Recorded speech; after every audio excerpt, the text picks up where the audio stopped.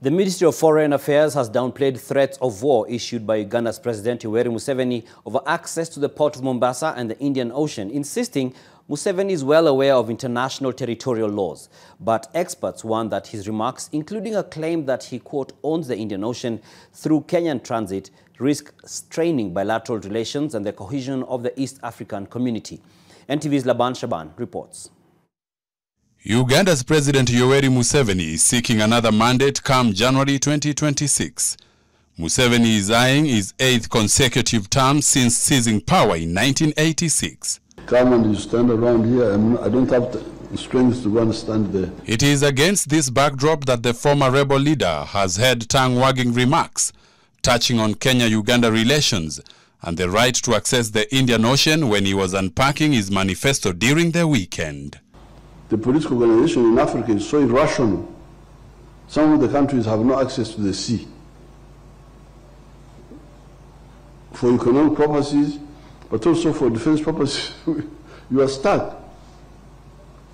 How do I export my products? That's why we have got endless discussion with Kenya, then this one stops, then another one comes, then the railway, the pipeline, the what, we discuss. But that ocean belongs to me. Because where is my ocean? I am entitled to that ocean. In future, we are going to have wars.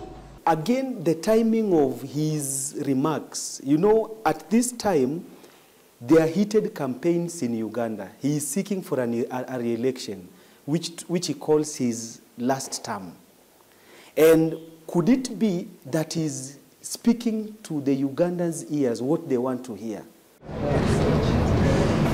The Kenyan government has responded to Museveni through the Ministry of Foreign Affairs. I will not comment much on what His Excellency President Museveni said with respect to our oceans, but I believe very much that he does have a fairly great understanding with respect to the nature of our territory and the nature of our right with respect to our natural resources, and his right with respect to natural resources within Ugandan territory. For the President of Uganda, Yoweri Museveni, to come out at this particular time to specifically hint of a looming war between Uganda and Kenya, to reclaim, or to claim, let me say to claim, what he terms as rightfully belonging to the Ugandans, then it becomes quite absurd, and I would call it deeply dangerous. I don't think President Museveni will want to draw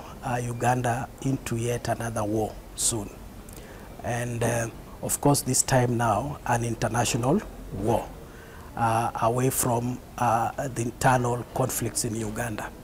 And I think Ugandans are also aware of this, and history has it that when Uganda waged war against Tanzania in 2 occasions, it suffered most during the War of Mutukula of around 1969-67, and then the Sabasaba War of 1977. Security analysts read Museveni's tone as more than frustration, a reflection of landlocked nations' vulnerabilities in a region where maritime control definitely means leverage. And therefore, the argument perhaps of the landlocked states laying claim that is going against the United Nations law of the sea is subject to rational thinking of many states which are landlocked and have a rallying call. And that is when perhaps it can define conflicts of future. So the future may not be today, it may be after a number of years that are calculated in terms of how the landlocked countries are feeling they are oppressed in terms of the existing international law. Article 125 of the United Nations Convention on the Law of the Sea gives landlocked Uganda the right to access the sea and transit through Kenya, while recognizing Kenya's sovereignty over its territory. The details of the transit are agreed through bilateral or regional arrangements between the countries. However, Kenya retains the right to protect its legitimate interest as a transit state.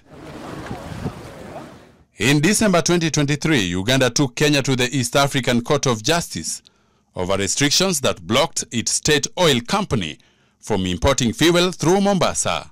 The dispute, stemming from Uganda's dependence on Kenya for 90% of its refined petroleum, was resolved by March 2024, with the first direct shipment arriving in July last year. This highlights Kenya's role as the region's main transit hub. The intention is not occupation, it's not taking territory.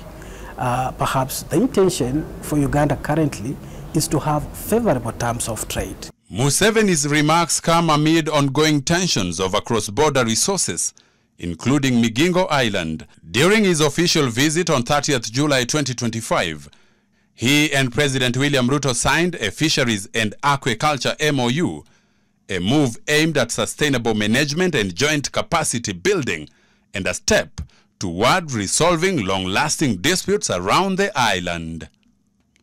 Laban Shaban, NTV.